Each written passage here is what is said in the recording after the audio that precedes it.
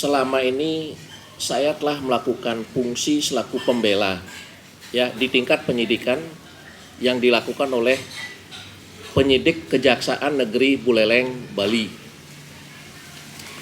Saya menilai apa yang disangkakan itu adalah tidak berdasar pada hukum. Pertama, hasil audit yang digunakan adalah hasil audit Inspektorat Kabupaten Buleleng. Kita tahu inspektorat itu adalah tupoksinya untuk melakukan pengawasan internal di bawah komando bupati. Kalau kita ngomong kerugian negara, lembaga yang memiliki kewenangan menyatakan kerugian negara berdasarkan undang-undang adalah BPK. Dapat juga dilakukan oleh BPKP. Ya.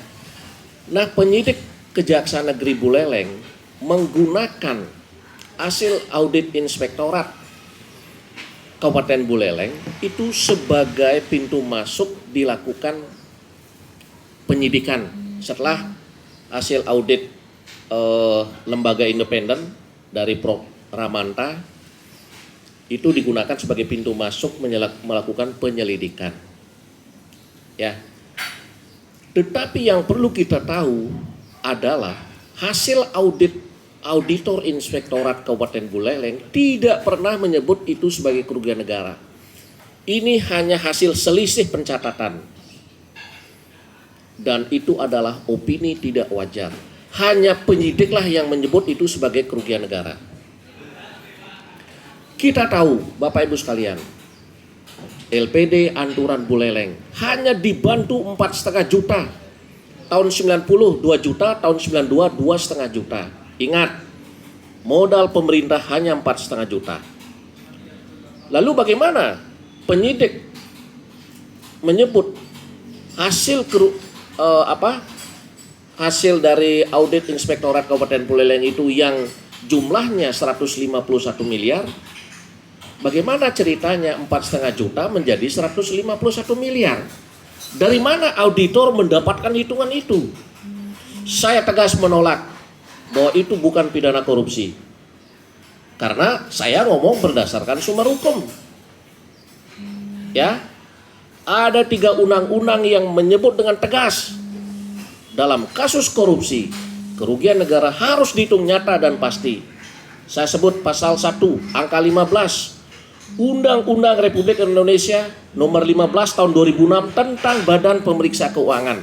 Itu 1. Kedua, pasal 1 angka 22 Undang-Undang RI nomor 1 tahun 2004 tentang Perbendaharaan Negara.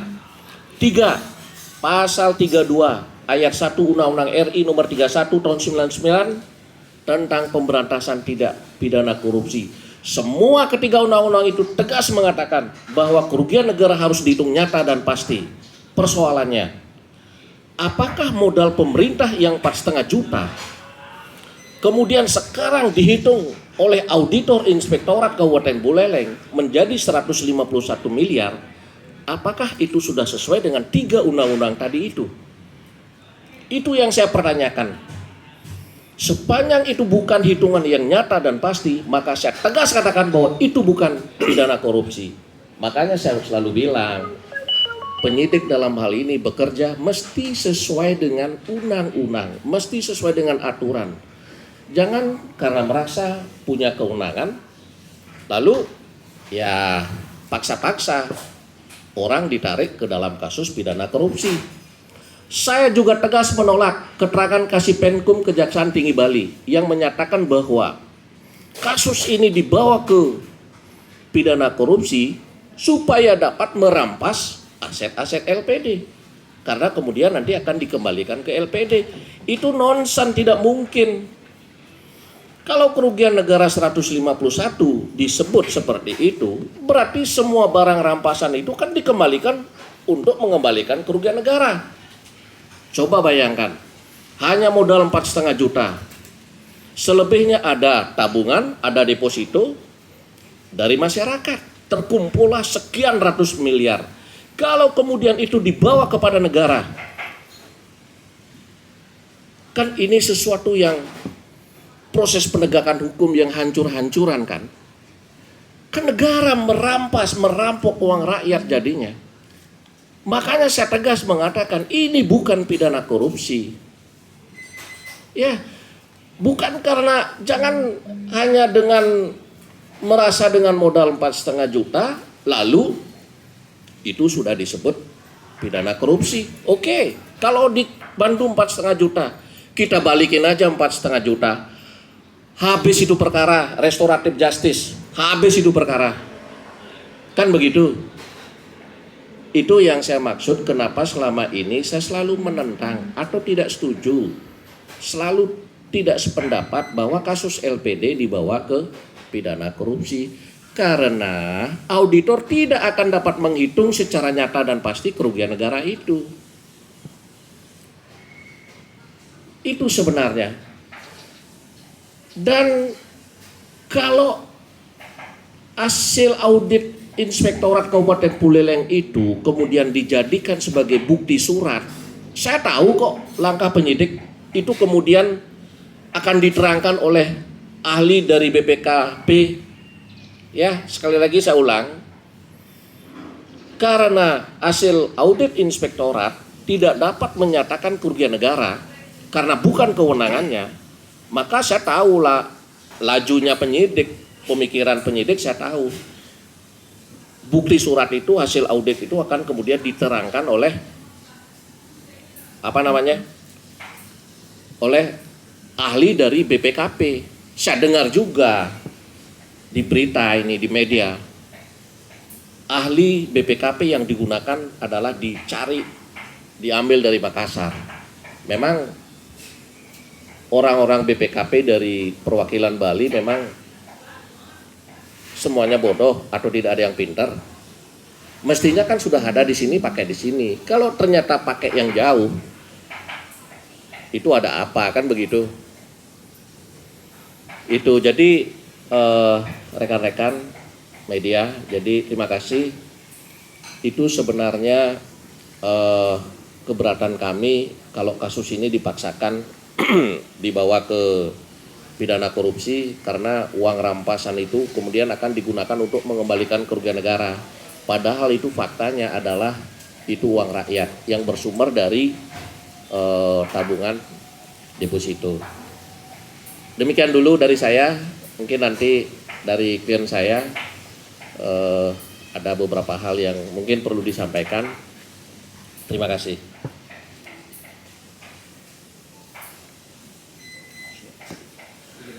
Perkembangannya Pak, apa yang sebenarnya terjadi di LPD sehingga muncul angka 150 tadi ya, apa sebenarnya?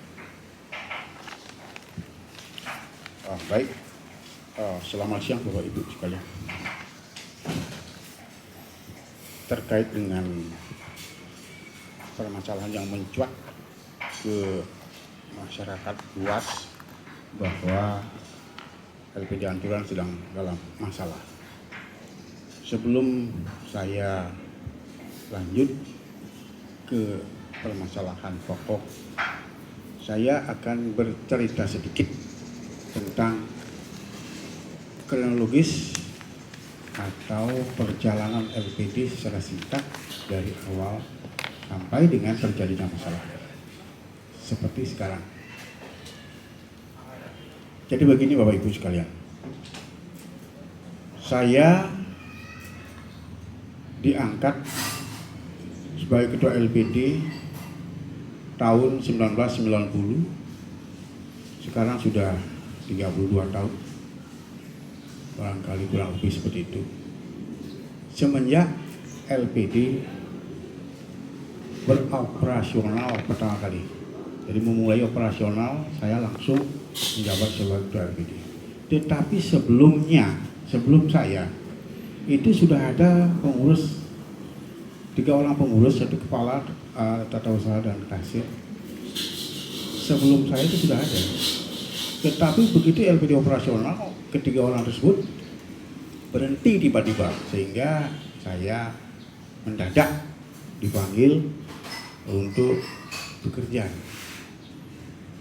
Jadi istilahnya saya bekerja tanpa persiapan apapun, mendadak bekerja karena yang dulu berhenti serentak secara tiba-tiba. Nah, dapat saya jelaskan bahwasanya di dalam cashbox atau dalam berangkas itu sudah ada uang 2 juta. Saya tidak tahu uang itu berasal dari pemerintah atau dari mana. Yang jelas uang itu ada di dalam cashbox. Dapat penjelasan dari desa pada saat itu adalah bahwa dana 2 juta itu adalah dana sumbangan atau dana bantuan hibah dari pemerintah Bali kepada desa adat yang telah melaksanakan lomba desa gitu. Sehingga dari desa adat itu diberikan kepada LPD untuk jadikan modal gitu. Apakah ini termasuk juga masuk uang negara? Karena negara memberikan kepada atau pemerintah memberikan kepada desa adat, bukan langsung ke LPD. Itu ceritanya. Tahun 92 terjadi hal serupa. Bantuannya cuma dari Pemkab tinggal 2 bulan, 2,5 juta. Bergulir seiring waktu, LPD menerima simpanan dari masyarakat dan penambahan modal sesuai dengan pemupukan dari laba dari tahun ke tahun. Seperti itu yang dilakukan sehingga singkat cerita kami ada di penghujung tahun 2019.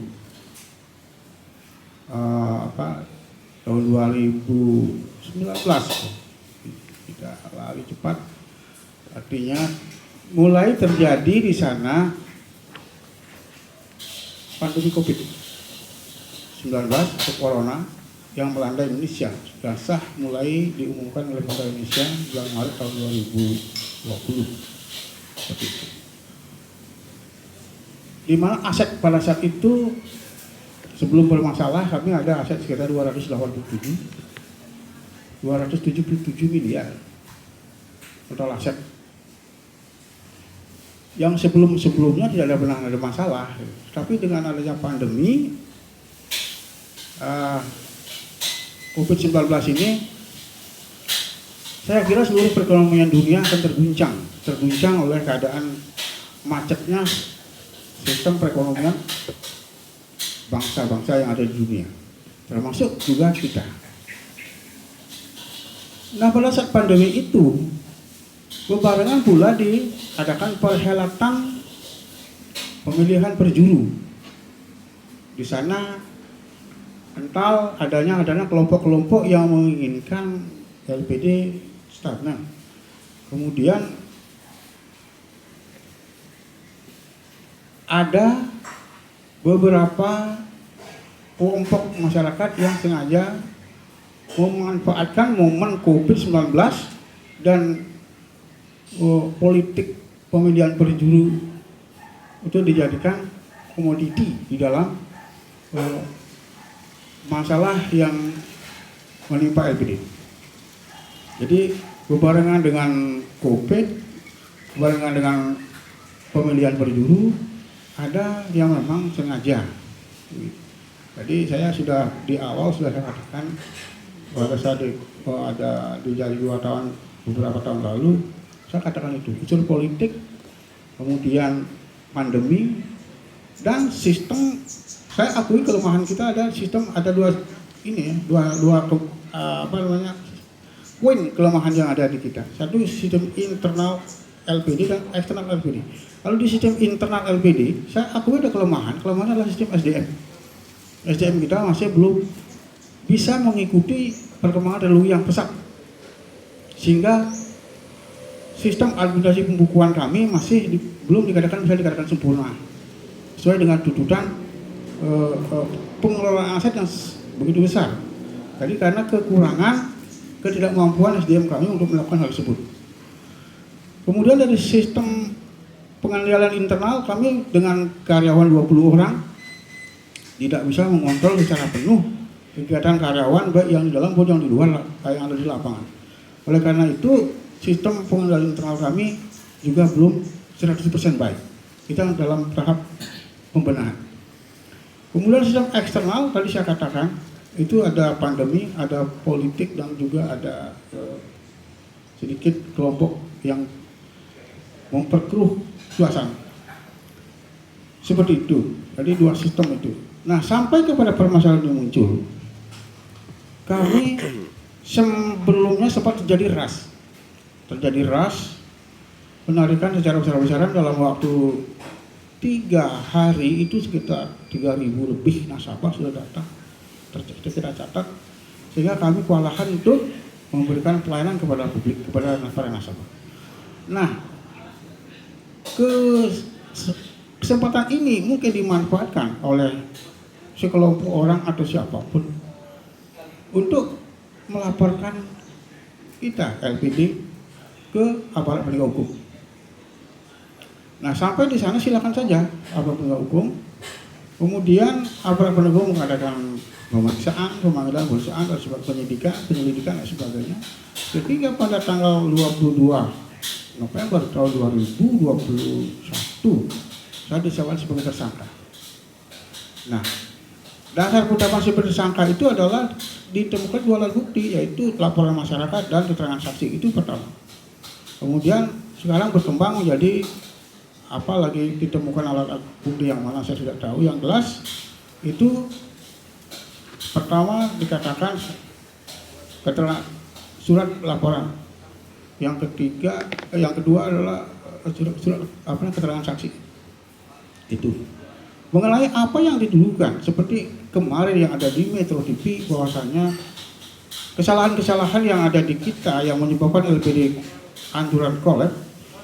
Salah satunya yang sempat saya rekam di sana adalah menerima simpanan dari luar desa, dari luar. Saya rasa kalau masalah ini dipermasalahkan oleh aparat penegak hukum, bahwasanya kalau dilihat mungkin 90% lebih barangkali LPD seluruh Bali itu menerima simpanan dari luar desa ada. Pasti. Saya katakan seperti itu. Jarang yang hanya menerima simpanan dari dalam desa. Pasti ada dari luar desa. Itu sudah pasti, karena ini menyangkut masalah kepercayaan publik. Kalau misalnya di desanya tidak percaya, ya dia pasti keluar. Begitupun di tempat kami. Kalau di tempat kami tidak percaya, dia pasti keluar. Itu tidak bisa dikatakan suatu hal yang melanggar kalau menurut saya. Karena itu masalah kepercayaan publik. Yang kedua dikatakan adanya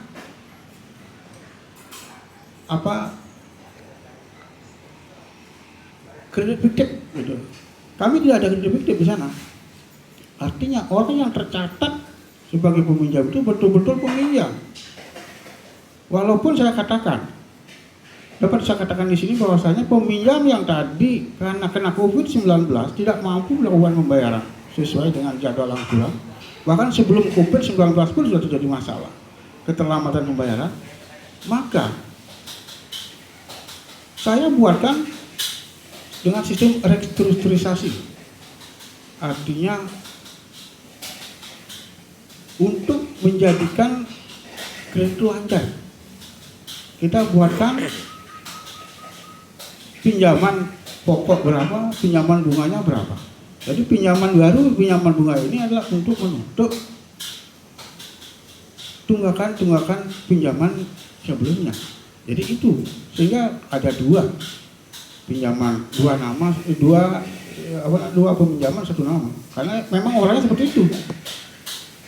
Itu, ya, si A punya kredit 50 juta, sekarang udah jadi 75 juta, hitungan kreditnya 25 juta. Jadi si A 50 juta, tunggakan bunga si A 25 juta. Jadi itu. Mungkin itu yang dikira sebagai pinjaman fiktif. Jelas itu keliru, karena memang dia yang meminjam, bukan orang lain. Dan itu adalah transaksi non kas. Tidak ada pengambilan uang dari kas. Jadi kita tidak pernah mencatat orang yang tidak pernah meminjam uang, terus kita catat uangnya, terus kita ambil uangnya, terus kasih dipergunakan oleh pengurus atau siapa. Tidak pernah sama sekali. Oleh karena itu pemberitaan Metro kemarin itu saya kira tidak berimbang. Oleh karena itu juga saya berharap kepada jaksa agar juga bisa menemukan hal ini dan membedah lebih jauh tentang sebuah transaksi akarnya bagaimana sehingga transaksi itu muncul sebagai apa yang dituduhkan. Padahal itu sangat tidak sesuai fakta. Oleh karena itu saya dengan ini menyatakan sangat berkeberatan dijadikan tersangka karena saya faktanya kita sebagai orang Bali percaya dengan adanya hukum niskala, hukum karma itu akan menjadi nanti kita kaitkan dengan hukum karma. Saya tidak berani untuk berbuat hal-hal yang merugikan baik itu material maupun non material yang berupa nama baik saya.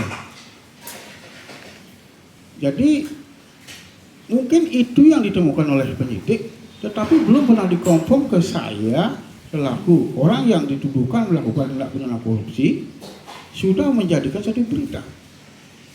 Jadi, seperti contoh misalnya, saya diberitakan punya aset di Makassar, punya aset di Lombok, padahal itu bullshit. Mana? Dia mendapat keterangan dari mana? Itu dari mana sumber datanya? Itu sangat bohong berita itu tuh. Artinya tidak ada, itu betul-betul tidak ada. Jadi saya berharap di kesempatan ini supaya ada perimbangan berita. Jangan jelek-jeleknya saja kita diangkat, kemudian kebaikan-kebaikan kita yang dari dulu seolah-olah itu diabaikan dan tidak pernah ada. Padahal sudah dinikmati oleh banyak orang. Misalnya saja apa yang telah LPD lakukan selama tahun 90 sampai sekarang itu adalah satu, ikut membangun sektor parahyangan di desa, membangun trikayangan, perbaikan pura dan sebagainya, tempat-tempat fishing ibadah dan sebagainya, kita ikut nyumbang, bahkan sebagian besar dananya dari lembaga. Kemudian pengabenan massal, kemudian meringankan urunan kerama pada saat upacara adat. Yodalan adat menghabiskan dana sekian ratus juta, kita sumbang sekian, sehingga kerama itu bebas urunan, hanya ngayah datang ke pura. Hal-hal yang seperti itu dilupakan gitu. Tetapi ketika ada berita yang seperti ini dan itu belum tentu dan tidak pernah saya lakukan, demi Tuhan yang Maha Kuasa, selalu saya ingin bersaksi, saya tidak pernah melakukan atau menggelapkan atau menggunakan uang dengan cara tidak sah. Rp1.000 pun sepeser pun sudah pernah. Tetapi terjadi pemberitaan ada mega korupsi 151 miliar. Wah, itu adalah merupakan suatu pembodohan publik bagi saya. Artinya masyarakat sudah dibodohi oleh berita-berita tersebut yang faktanya sama sekali tidak seperti itu. Jadi kalau memang mau dicek ulang silahkan, karena penggunaan dana kita seperti di berita itu tidak bisa dipertanggungjawabkan. Apa yang tidak bisa dipertanggungjawabkan? Karena selama ini saya kan bukan laporan pertanggungjawaban. Kenapa tidak bisa dipertanggungjawabkan beritanya? Dan ini dikonsumsi publik seluruh Indonesia gitu. Itu kan menjadi presiden buruk bagi saya. Seperti ini supaya ada perimbangan berita lah. Artinya saya telah tetap membuat satu laporan dan apapun yang diminta baik oleh pengawas maupun oleh kejaksaan pada saat penyidikan saya berikan itu. Saya tidak pernah menyembunyikan daripada aset, tidak punya memanipulasi data. Jadi itu adalah data yang sebenarnya apa adanya.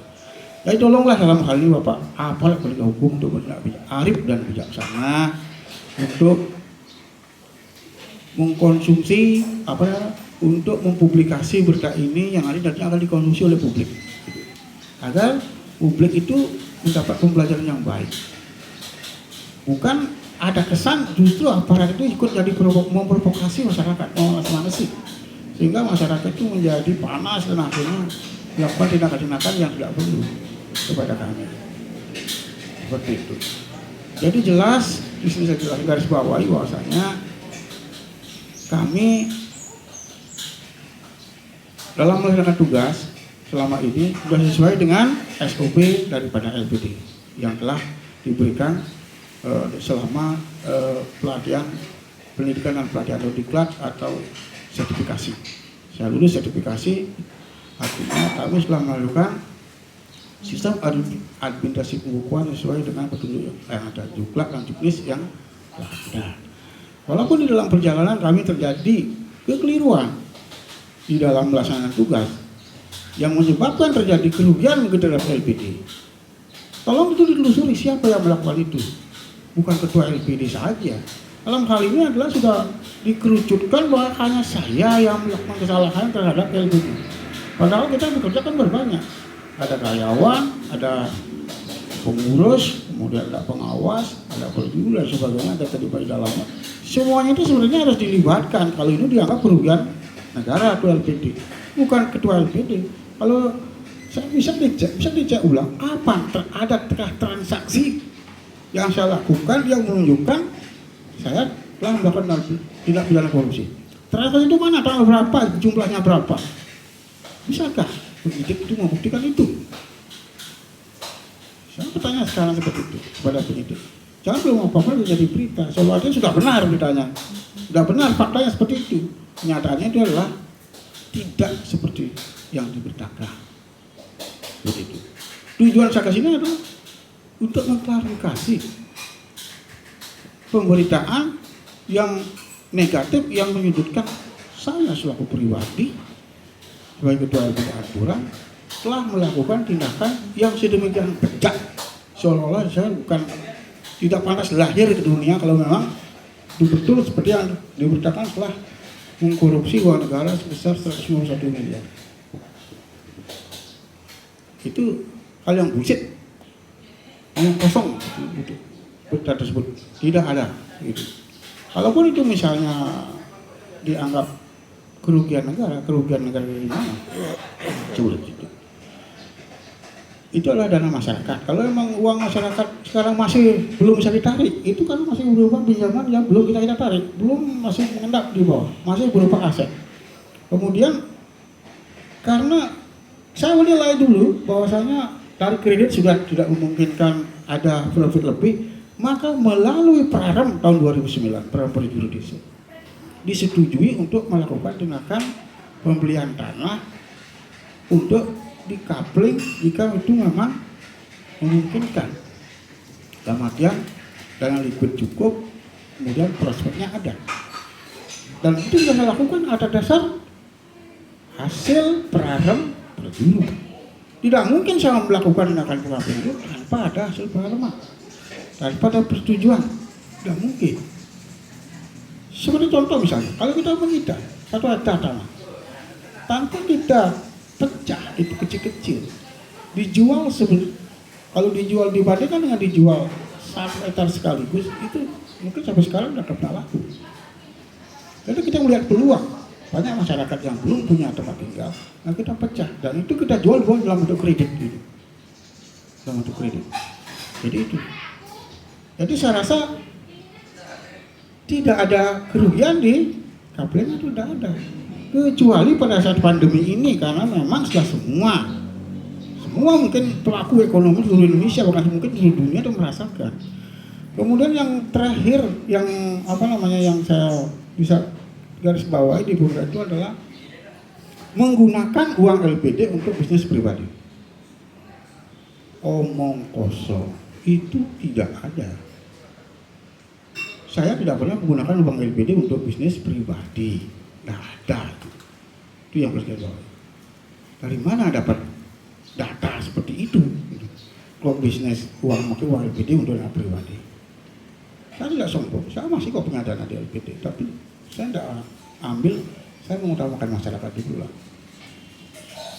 Kalau mau habis uang saya habislah, sudah tidak apa-apa. Jadi bukan saya ngambil uang di LPD untuk kepentingan saya. Tidak ada itu. Itu data dari mana? Kemudian dikatakan punya aset di sana sini di luar daerah Bali, bullshit. Tapi itu sudah muncul di berita. Jadi ini berita-berita hoax yang seperti ini yang saya ingin luruskan saat ini. Kemudian ada berita 2 hari yang lalu bahwasanya tim gabungan pusat datang ke seluruh Indonesia untuk mengecek aset-aset saya atau aset-aset LPD yang disinyalir saya sembunyikan. Demi ide betari Tuhan Yang Maha Kuasa, ampura tapi Pak Kulun yang tidak akan pernah melakukan tindakan sekecil itu. Hidup saya ini mungkin hanya untuk nama saja. Jadi tidak mungkin saya menipu seluruh masyarakat Indonesia. Untuk apa saya punya aset di luar daerah? Seperti di Makassar, kok sana saja tidak pernah. Di Kalimantan, untuk apa saya punya aset di Kalimantan? Di Banyuwangi, untuk apa ke sana? Di sini sudah cukup padat. Jadi itu berita itu. Jadi ini klaimnya klarifikasi. Itu tidak benar. Itu tidak benar. Banyak tidak benar. Jadi dalam pembacaan saat ini seperti saya katakan, kebaikan LPD sudah membantu kelancaran perekonomian desa dan membantu pendanaan segi upacara adat dan pembangunan desa. Kemudian, kalau terjadi ada masalah, yuk kita perbaiki. Tidak ada korupsi kok, karyawan tidak, saya katakan tidak ada yang boleh, tidak ada. Mungkin kesalahan kecil mungkin karena sebagai manusia dan tidak ada gaduh yang terletak. Tetapi kalau dengan sengaja menggunakan uang sedemikian besar, no, masa tidak ada itu. Seperti itu. Jadi itu yang bisa klarifikasi dan yang saya jelaskan kepada Bapak Ibu sekalian agar sekiranya ada pemahaman lah. Kita sama-sama orang Bali mempunyai keyakinan karma pala. Pada saat itu karma yang kita tanam hari ini tentu akan berbuah sesuatu saat nanti dan kita akan petik hasilnya sesuai dengan apa yang kita tanam hari ini. Oleh karena itu sebagai akhir kata dumugi ini senyang di wase asum ketua nugraha dengan besar sami masyarakat Bali. Jadi semoga masalah ini menjadi pembelajaran dan ada hikmah yang baik untuk kita semua. Baik itu saya selaku pribadi, saya introspeksi diri dan siap berbenah. Kemudian selaku masyarakat juga bisa dengan cerdas, dengan hati yang jernih menilai satu permasalahan. Kemudian aparat penegak hukum juga bertindak arif dan bijaksana di dalam memutuskan suatu perkara. Kemudian kalau memang saya salah, ayo kita diadili di pengadilan. Segera itu. Jangan ditunda ini alasan nunggu ini nunggu itu. Kalau memang tidak, apapun yang terbaik dilakukan itu yang kita dukung dengan tujuan agar masyarakat bisa lega karena LPD sudah jalan. Kalau seperti sekarang main blokir, semua diblokir, yang rugi kan masyarakat. Kita tidak bisa beroperasi sesuai dengan keinginan kita. Bagaikan istilah Balinya itu metegul tanpa tali. Disuruh kerja, tetapi tangan dan kaki terikat. Kita tidak bisa melakukan secara maksimal. Bagaimana kita dituntut untuk melaksanakan pelayanan yang baik pada masyarakat. Jadi demikian yang bisa saya sampaikan kepada ibu sekalian. Kurang lebihnya dalam penyampaian ini saya selaku pribadi dan lembaga mohon maaf yang sebesar-besarnya. Tujuan saya hanya untuk mencari kebaikan ke depan. Apa yang kira-kira yang terbaik yang bisa kita lakukan. Semoga semua pihak, baik itu aparat penegak hukum, masyarakat, para media dan sebagainya bisa memahami dan akhirnya kita memberitakan sesuatu yang proporsional dan benar.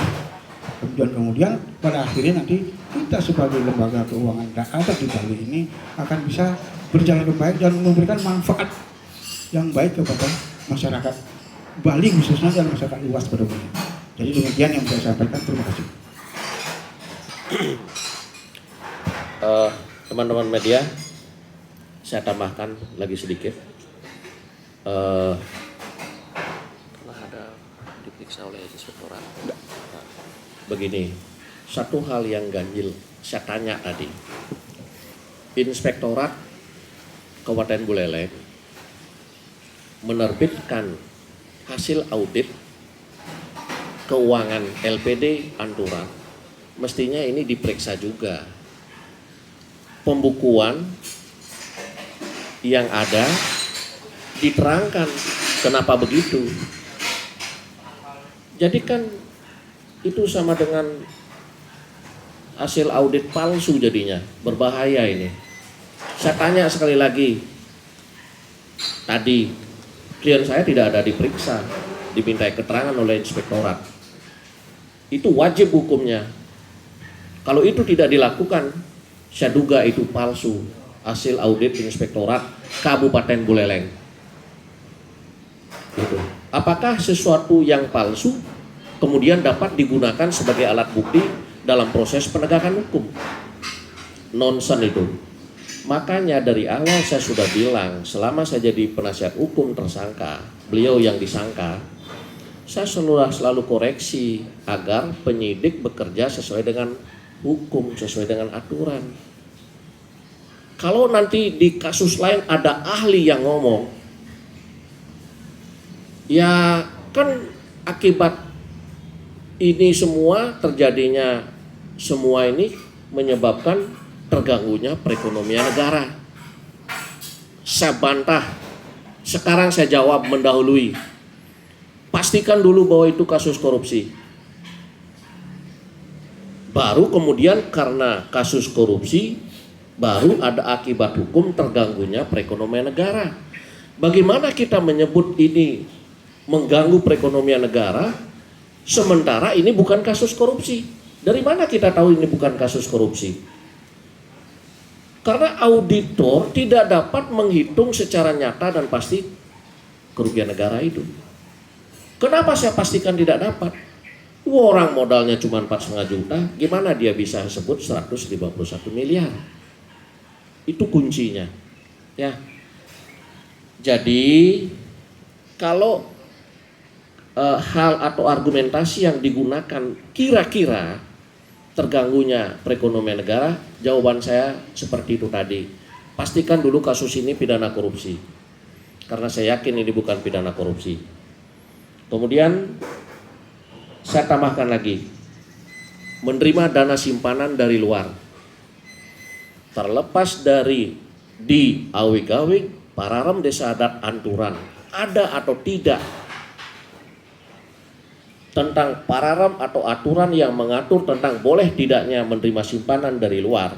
Pertanyaan saya, kalau terjadi simpanan dari masyarakat luar di LPD Anturan, apakah kemudian hukumannya atau sanksinya adalah sebagai tersangka pidana korupsi? Itu ingat, kita harus bicara relevan, ya, logis begitu. Itu kemudian soal kapling tanah. Kalau ternyata pararem aturan di desa adat sudah memberikan sinyal hijau boleh melakukan itu, kemudian ini melakukan itu selalu pengendali atau perjuru LPD, apakah itu salah? Kalaupun itu salah menurut hukum, apa hukumannya harus jadi tersangka di pidana korupsi? Kan harus relevan juga kita bicara hukum, kan begitu. Dan ingat, LPD ini Druen Desa, di awig-awig dan pararem tegas diatur. Ada penegak hukum namanya Kerta Desa. Kalau terjadi kasus ini, harusnya Kerta Desa bekerja dulu. Kalaupun ada laporan, diam dulu karena Kerta Desa masih bekerja. Ketika Kerta Desa tidak mampu karena ada laporan, oke lah, baru kemudian dapat proses hukum berjalan. Tapi ingat, persoalan ini terjadi di LPD Anturan karena dana deposito, dana tabungan masyarakat kan itu sesuai tupoksi dilempar menjadi kredit masyarakat. Karena COVID-19, ya masyarakat secara rutin menarik depositonya, menarik tabungannya, kemudian stok dana jadi habis. Kan gitu persoalannya. Jadi semua berduyun-duyun narik tabungan, narik deposito. Sementara duit yang dilempar menjadi kredit, masyarakat macet. Kan masih banyak dana di bawah. Kan karena macetnya ada di bawah. Jadi stok dana jadi habis. Apa itu namanya pidana korupsi? Kan kita harus fair juga kan. Ya. Jadi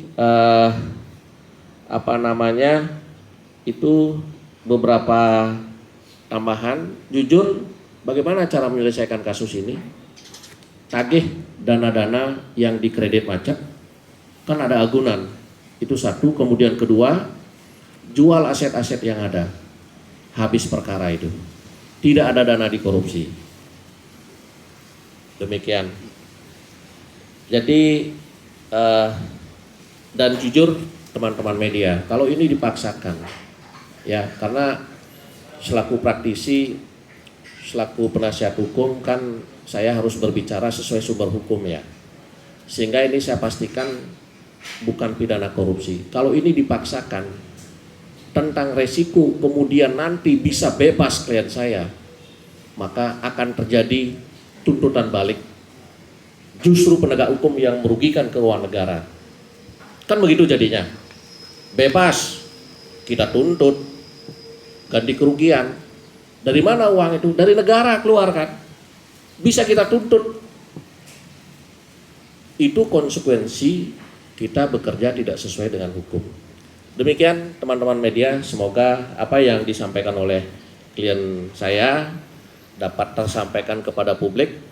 Apa yang saya sampaikan yang terpotong kemarin dalam pemberitaan dapat tersampaikan. Saya bicara ini bukan pidana korupsi karena begini supaya lengkap. Sehingga masyarakat atau publik mendapatkan informasi yang lengkap, yang utuh, tidak sepenggal-sepenggal. Sehingga tidak salah mengerti jadinya.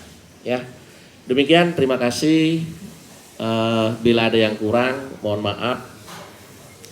Sekali lagi saya sampaikan kepada teman-teman media, terima kasih. Selamat siang. Posisi kasusnya sekarang proses sudah sampai di mana?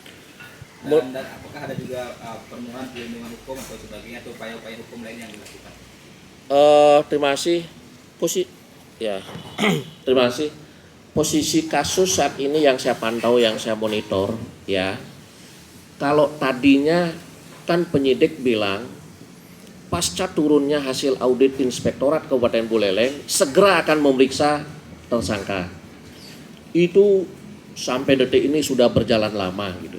Ya, kemudian saya dengar di pemberitaan penyidik akan memanggil ahli BPKP dari Makassar.